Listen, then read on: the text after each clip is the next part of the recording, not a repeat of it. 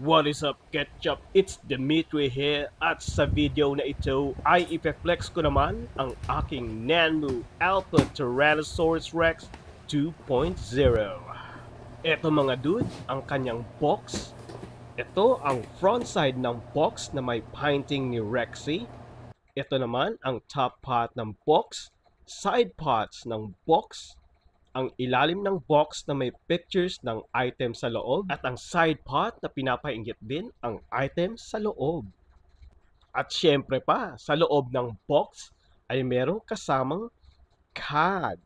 Ito mga dude, ang front side ng CAD at ito naman ang back side ng CAD. Sa loob ng box ay may kasama ring stand si Sexy Rexy na titignan natin maya-mayang later.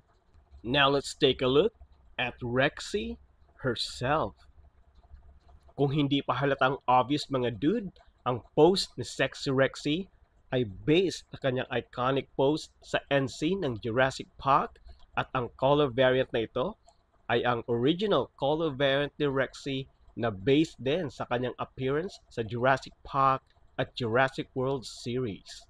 At kuwang-kuwa sa video mga dude ang attention to detail ng Nanmu when it comes to poses and paint applications of their figure.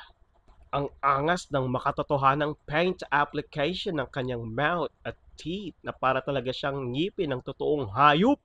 At carry lang na walang articulation ang kanyang mouth.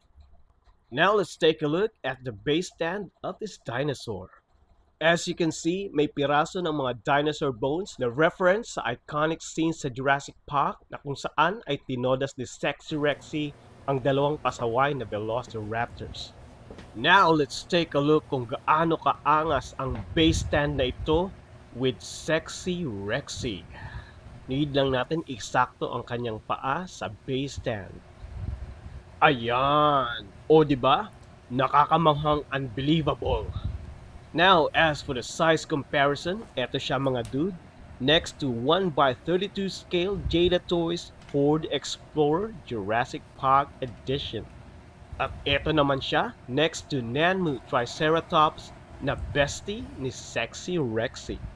And I can say mga dude na best value talaga for your money ang figure na ito. Very true sa kanyang appearance sa Jurassic Park when it comes to sculpt and paint applications, which is something naman expected na sa Nanmu. And that is it, Pansit. I hope sa video na ito'y natuto kayong kumain ng alimasag. At yun lang naman mga guys, makakalis ka na. Bye!